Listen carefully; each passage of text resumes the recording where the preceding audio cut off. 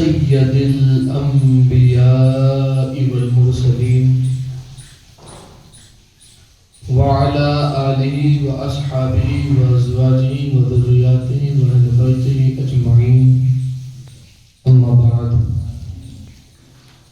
فاعوذ باللہ من الشیطان الرجیم بسم اللہ الرحمن الرحیم یا ایہا الذین آمنوا انما الخمر والمیسر والانصاب والازلام رجس من عمل الشیطان صدق اللہ العظیم وبلغنا رسوله النبی الامین المکین الکریم ونحن على ذلك لمن الشاهدين والشاكرين والذاكرين والحمد لله رب العالمين۔ آئیے سب سے پہلے ہم اور آپ مل کر بارگاہ رسالت میں جیجا لگا کر عقیدت و محبت کے ساتھ حضور رحمت عالم نور مجسم فخر آدم و بنی آدم سیاح لامکہ قاب قوسین او ادنی جناب پاک احمد مجتبی محمد عربی ارواحنا فدا صلی اللہ تعالی علیہ وسلم کی بارگاہ مقدسہ میں جھوم جھوم کر بآواز بلند درود پاک الہیہ نچھاور کرے اور پڑھے اللہم صلی علی سیدنا محمد وعلی آل سیدنا محمد جد الحسن والحسین وبارک وسلم صلاۃ و سلام علیک یا سیدی حبیبی یا رسول اللہ صلی اللہ تعالی علیہ وسلم۔ عزیزان ملت اسلامیہ، بہت سارے خطبات اور ہم نے سنے، اللہ رب العزت نے اپنے کلام میں جو ارشاد فرمایا، کہیں نماز کا حکم دیا، کہیں صبر کرنے کا حکم دیا، کہیں گناہوں سے بچنے کا بھی حکم دیا۔ جس طرح نمازی کا نمازی ہونا پرہیزگاری ہے، ہمیشہ اس کا باوضو رہنا پرہیزگاری ہے، تہجد کا پابند ہونا پرہیزگاری ہے، شرائط کے ہر اعمال کا خیال کرنا پرہیزگاری ہے، اسی طرح بندے کا گناہوں سے بچنا بھی پرہیزگاری ہے۔ اور سرکار غریب نواز مالک ہندوستان تو یہ فرماتے ہیں کہ ساری پرہیزگاریوں میں ایک پرہیزگاری یہ بھی ہے کہ گناہوں سے بچا جائے، اور یہ فرمان عطائے رسول اس ہندل ولی کا ہے کہ جو ہندوستان کی سرزمین پر محمد عربی صلی اللہ تعالی علیہ وسلم کے دین یعنی رب کا دیا ہوا عنایت کیا ہوا اسلام اور اسلام کا پرچم اور اسلام کا پیغام اور حضور علیہ السلام کی شریعت کا پیغام لے کر ہندوستان کی سرزمین پر آئے اور تمام غلامان مصطفیٰ کو یہ پیغام دے کر ایمان کی دولت سے مالا مال فرمایا اور حضور کا سچا غلام بنایا۔ عزیزان ملت اسلامیہ، آج ہمیں کچھ جملے ایسے بھی سننے ہیں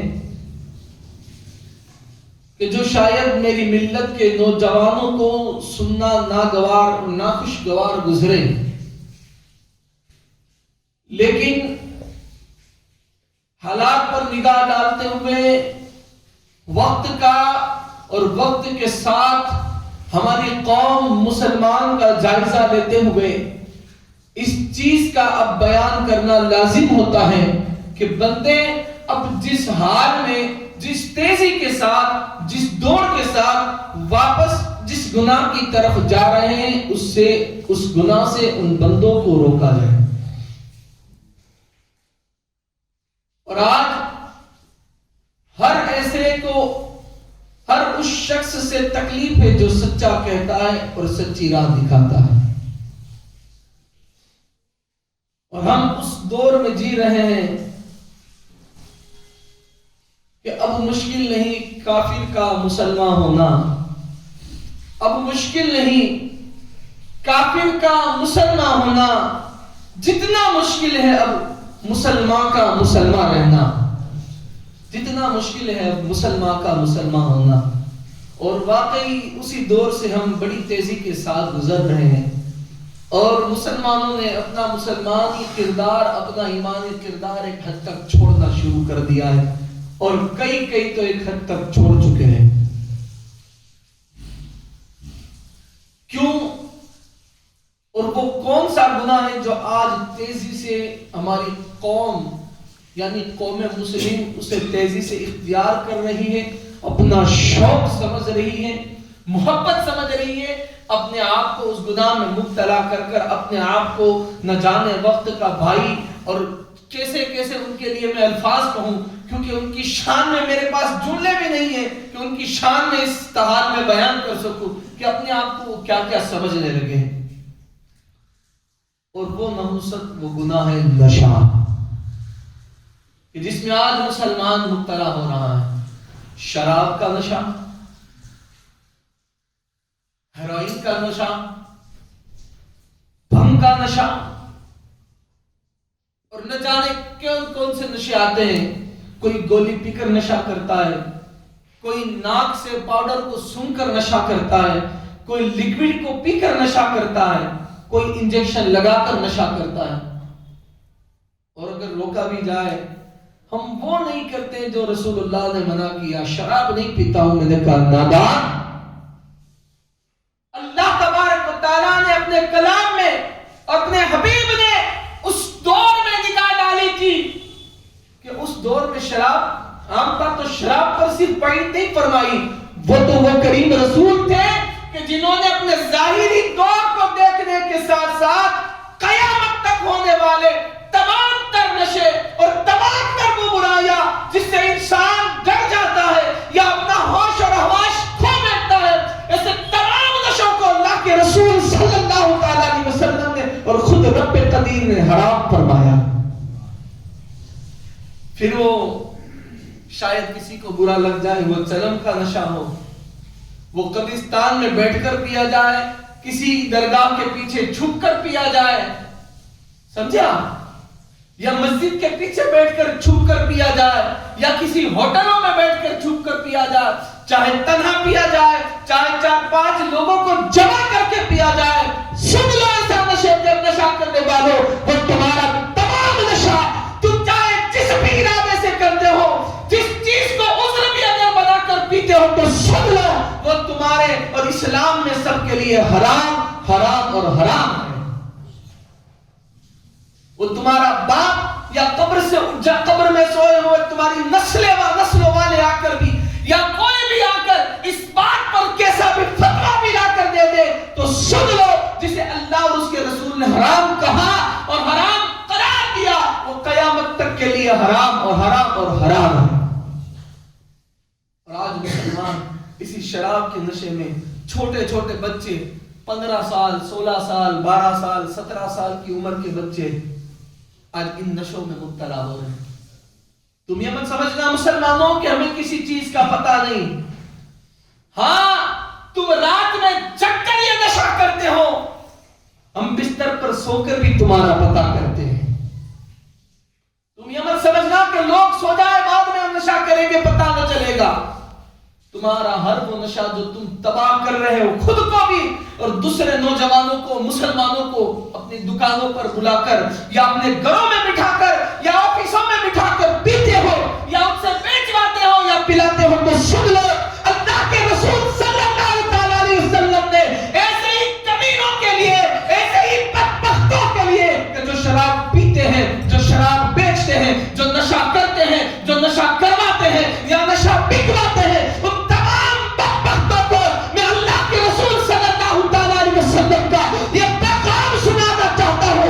حجت الاسلام حضرت امام غزالی رحمۃ اللہ تعالی علیہ نے لکھا۔ امام غزالی فرماتے ہیں کہ جو شخص، میرے مسلمانوں، میری اس بات کو، اللہ کے رسول کی اس حدیث کو سننا، اپنے ذہن اور دل میں نشر کرنا، اور تمام لوگوں سے خاص کر جو اس گناہ میں ملوث ہے، جو اس گناہ کے اس نشے کے عادی ہے، ان سے جا کر بیان کرنا۔ اللہ کے رسول صلی اللہ تعالی علیہ وسلم نے فرمایا کہ جو شخص شراب کا ایک قطرہ میں پہلے مولا کائنات کی روایت بھی بتاتا چلوں. حضرت کرار مولا کائنات مولا مشکل کشا علیہ السلام فرماتے ہیں کہ کسی کنویں میں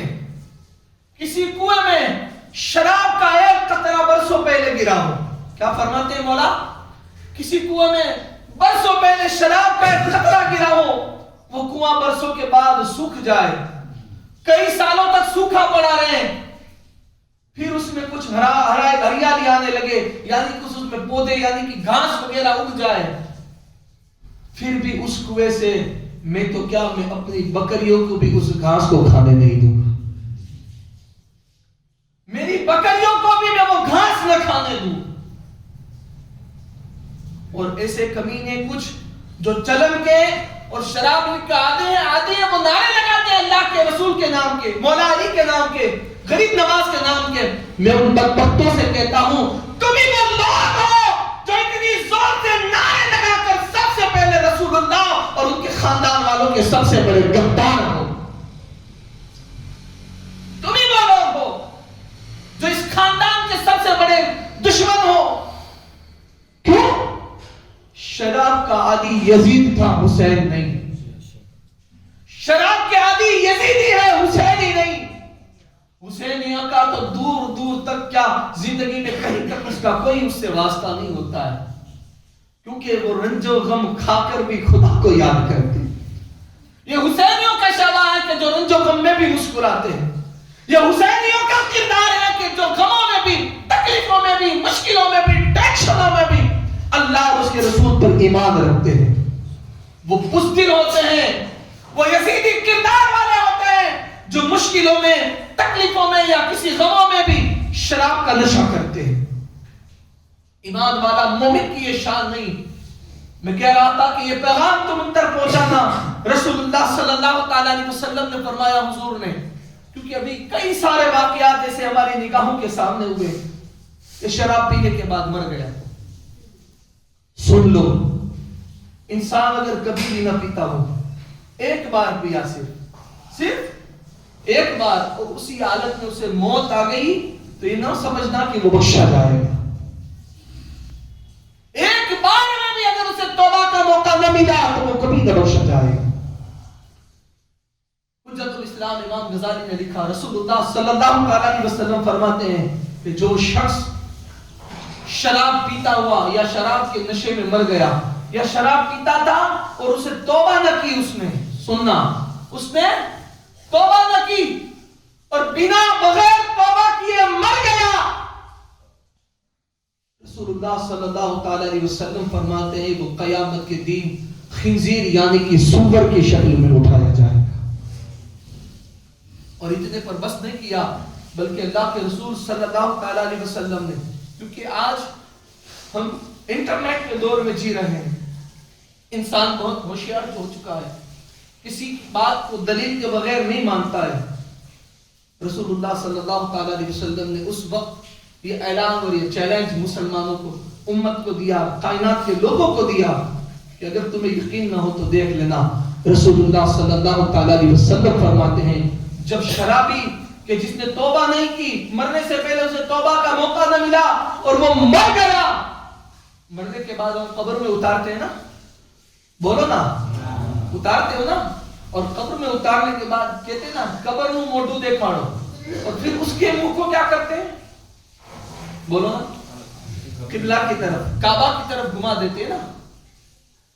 اللہ کے رسول صلی اللہ تعالی علیہ وسلم فرماتے ہیں کہ جو نشہ کرنے والا توبہ کیے بغیر مر گیا اور اس کی قبر میں اس کو دفن کر دیا گیا اور اس کے منہ کو کعبہ کی طرف کر کے لوگ تدفین کر کے چلے آئے, اور یقین نہیں ہے تو جا کر ان کی قبروں کو دیکھ لو, اللہ تبارک و تعالی ان کے چہرے کو قبر کے اندر بھی کعبے کی طرف سے پھیر دیتا ہے. پھر وہ تم پورا قبلے کی طرف بھی گھما کر رکھ دو, کوئی فائدہ نہیں ہے, کوئی فائدہ نہیں, کیونکہ اللہ ہی اس کو گھما دیتا ہے اور اس کا چہرہ سور خنزیر کے جیسا ہو جاتا ہے. نشہ کرنے والوں اب بھی سنبھل جاؤ. اگر تم اس حال میں مر گئے, تمہارا خاندان پڑھ پڑھ کر تمہارے پیچھے احسان ثواب کرے, تمہیں کوئی فائدہ نہیں. احسان ثواب کا فائدہ اسے ملتا ہے جو ایمان کے ساتھ دنیا سے جاتا ہے.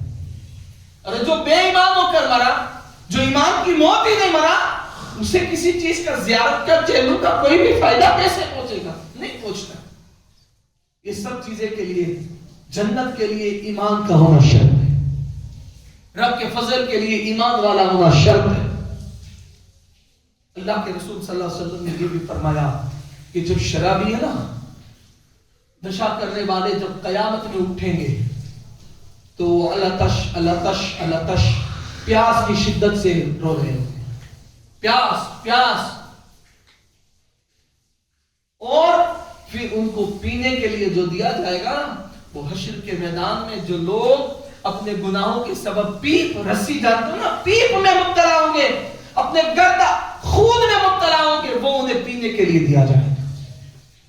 جب شرابی قیامت میں آئے گا, پیاس سے تڑپ رہا ہوگا, تو اسے وہ پینے کے لیے پیپ دیا جائے گا, وہ بد خون دیا جائے گا.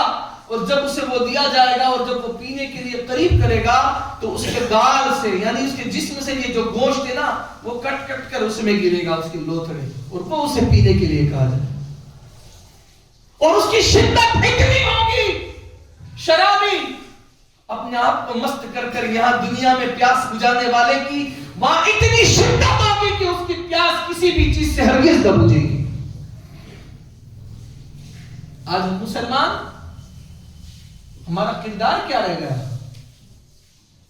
اب بتاؤ, یہاں آپ آئے ہو کس لیے آئے ہو؟ بولو نا.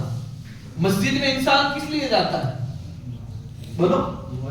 نماز پڑھنے کے لیے. مدرسے میں انسان کس لیے جاتا ہے؟ اللہ والوں کے مزار پر انسان کس لیے جاتا ہے؟ دعا کے لیے. اب بتاؤ پھر دیو انسان کس لیے جاتا ہے؟ دیو کس لیے جاتا ہے؟ شراب کے اڈوں پر کس لیے جاتا ہے؟ شراب کی دکانوں پر کس لیے جاتا ہے؟ سمجھ جاؤ. اپنے آپ کو مسلمان کہنے والوں, شراب کا ویاپار کرنے والوں, یا شراب دوسرے کے ہاتھوں پر بیچنے والوں یا بکوانے والوں, اور شراب پینے والوں, سن لو, اللہ کے رسول صلی اللہ علیہ وسلم نے انہی لوگوں کے لیے فرمایا کہ جو شخص شراب کا ایک قطرہ بھی پیتا ہے, ایک قطرہ. اب دیکھو شراب میں کیا کیا چیزیں, میں واپس آپ کو لسٹ میں گنا دوں. شراب میں شراب آ گئی, بھنگ آ گیا, افین آ گیا, ہیروئن آ گیا, گانجا آ گیا, چرس آ گیا, پھر وہ آج نئی سسٹم میں گولیاں پیتے ہیں وہ آ گیا, اور پھر فرمایا وہ آج ماشاءاللہ مسلمان اتنے اچھے ہیں, اللہ والے چلم پیا کرتے تھے, وہ چلم آ گیا اس میں. سن لینا نشہ کرنے والوں, اللہ کے رسول نے فرمایا کہ جو ایک قطرہ بھی ذرے برابر بھی نشہ کرے گا, اس کی 40 دن تک کوئی عبادت یا کوئی دعا کو اللہ قبول نہیں کرے گا. صرف اس کی نہیں, اس کے تو ہوش ہی نہیں رہتا ہے کرنے کا, بلکہ نیک, چاہے وہ وقت کا ولی بھی ہو. وقت کا ولی جانتے ہو نا, وقت کا ولی کہ جو اشارے سے چاند کے ٹکڑے بھی کر دے, خدا نے وہ مقام عطا کیا ہو, اگر وہ بھی اس کے لیے ہاتھ اٹھائے تو اس کی, ان کی دعا میں بھی اس کے لیے کوئی اثر نہ رہے گا. یہ مصطفیٰ کا قول ہے, یہ اس رسول کا قول ہے کہ سورج دن کی جگہ پر رات میں نکل سکتا ہے, چاند رات شب کی جگہ پر دن میں اجالا کر سکتا ہے, ستارے جگمگانے رات کی بجائے دن میں نکل سکتے ہیں, زمین آسمان میں اور آسمان زمین میں تبدیل ہو سکتا ہے, لیکن میرے آقا ہمارے مصطفیٰ صلی اللہ علیہ وسلم کی زبان سے ہوا نکلا ہوا الفاظ کبھی تبدیل نہیں ہو سکتے. قول محمد, قول خدا, فرمان نہ بدلا جائے گا, لاکھ بدلے گا زمانہ, لیکن قرآن نہ بدلا جائے گا. تو نشے کے عادیوں, نشہ کرنے کی عادت والوں, چلم پینے والوں, چرس پینے والوں, گانجا پینے والوں, شراب پینے والوں, جھاگ لو. اگر تمہیں مسلمان کی موت مرنی ہے تو اس سے توبہ کر لو. اگر اس حال میں کہ تم پیے تھے یا پینے والے تھے اور تمہیں اس سے پہلے توبہ کا موقع نہ ملا تو جان لینا تمہاری موت ایمان پر نہیں ہونے والی. قبر میں رسول تمہاری قبر میں تمہاری مدد کو نہیں بلکہ چہرہ پھیرنے کو آئیں گے. ارے حضور سینے سے اسے لگائیں گے, حضور قبر میں قدموں میں اسے لپٹائیں گے جو حضور کا بن کر رہا ہوگا. وہ امید کرتے ہیں حضور سے بخشش کی, وہ قیامت میں حضور سے شفاعت کی امید کرتے ہیں جو کھلم کھلا حضور کے فرمان کی دھجیاں اڑاتے ہیں. وہ قیامت میں وہ ایسے دعوے کرتے ہیں یہاں پر ہم تو اللہ والے ہیں, ہمیں تو فلاں ولی سے محبت ہے, ہم بخشے جائیں گے. وہ کہ جو اس ولی کی مزار کے پیچھے بیٹھ کر چلے میں پیتے ہیں. ارے وہ بخشش کے دعوے کرتے ہیں جو قبرستانوں میں بیٹھ کر گانجا پیتے ہیں. ارے وہ بخشش کے بڑے دعوے دار ہیں. بخشے ہوئے وہی لوگ لگتے ہیں جیسے ایسے نیک حلیہ اور سرمایہ بنا ہوئے لوگ ہیں کہ جو اللہ والوں کی آڑ میں مصطفیٰ کریم کو ناراض کر رہے ہیں, اللہ والوں کی زندگی کو بدنام کر رہے ہیں, اللہ کا اور اس کے رسول کے فرمان کی کھلے کھلی دھجیاں اڑا رہے ہیں. سمجھ جاؤ مسلمانوں, جان لو تمہیں مرنے کے بعد, ہم سب کے مرنے کے بعد, کل من علیہا فان, پوری کائنات ایک دن فنا ہو جائے گی. یہ کائنات کو فنا کرنے کے بعد واپس حضرت میکائیل سور پھینکیں گے اور تمہیں قیامت کے دن, حساب والے دن سب کو کھڑا کیا جائے گا. وہاں سب کے سامنے شرمندہ ہونا پڑے, اس سے پہلے یہاں توبہ کر لو, اس سے پہلے یہاں توبہ کر لو. سارے حرام کاموں سے, زنا کی عادت ہے اسے بھی توبہ کرو, جوئے کی عادت ہے اسے بھی توبہ کرو, شراب یا کسی نشے کی لت ہے اس سے بھی توبہ کرو. سن لو, اگر توبہ کیے بغیر مر گئے تو تمہیں نہ حضور کام آئیں گے نہ حضور کی شفاعت کام آئے گی. اللہ رب العزت کی بارگاہ میں دعا, میرا مولا ہم سب کو سننے سے زیادہ عمل کرنے کی اور اسے عام کرنے کی توفیق نصیب فرمائے, اور تمام گناہوں سے توبہ کی توفیق نصیب فرمائے. آخر میں کچھ